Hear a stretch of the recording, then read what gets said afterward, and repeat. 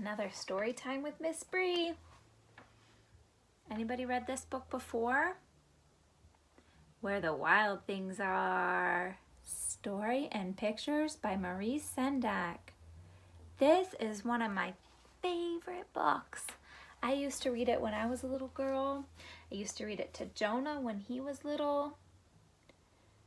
And I read it to the boys and girls in my class every year too. It's a fun book about pretend. Where the Wild Things Are.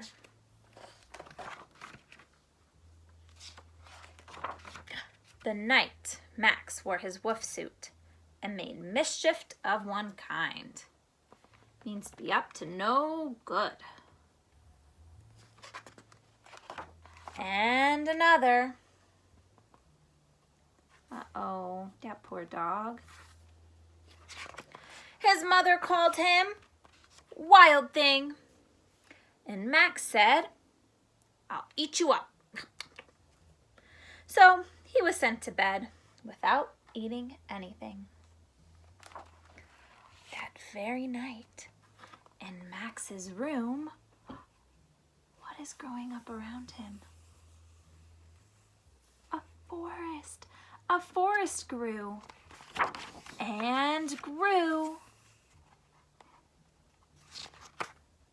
and grew until his ceiling hung with vines and the walls became the world all around him.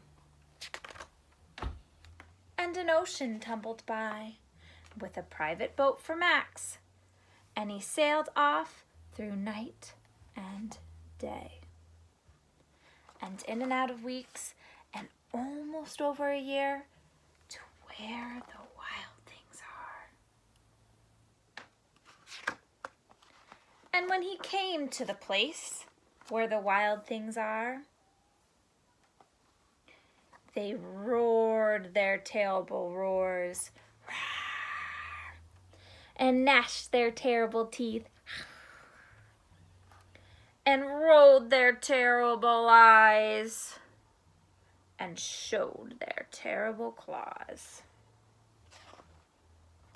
Till Max said, "Be still," and tamed them with the magic trick of staring into all their yellow eyes without blinking once. And they were frightened. A big word meaning scared. They were frightened and called him the most wild thing of all. And made him king of where the wild things are.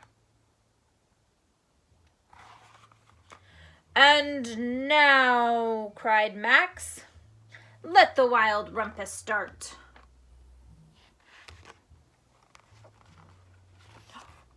What's happening on this page? Looks like Max is saying, "Rah!" really loud. Looks like they're jumping, maybe dancing under the moon.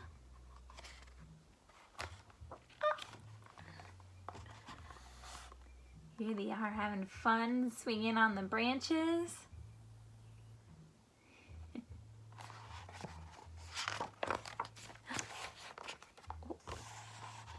They marching in a parade.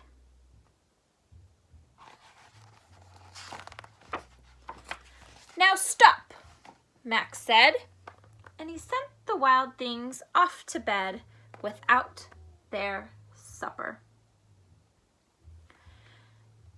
And Max, the king of all wild things, was lonely and wanted to be where someone loved him best of all. Look at Max's face.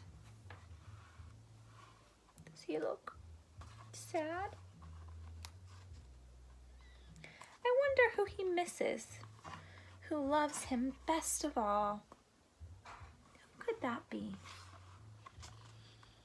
Then all around from far across the world, he smelled good things to eat. So he gave up being king of where the wild things are. But the wild things cried, Oh, please don't go. We'll eat you up. We love you so. Max said, no. So the wild things roared their terrible roars. They roared and gnashed their terrible teeth. Gnash. You do it too. And rolled their terrible eyes. And showed their terrible claws. Can you show your claws too? But guess what? Matt stepped into his private boat and waved goodbye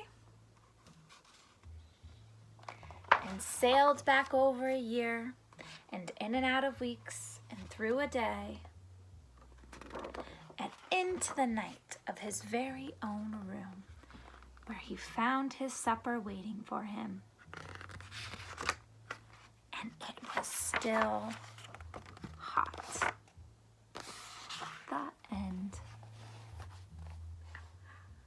Have you ever pretended that your bedroom was something else? Like a forest or a castle?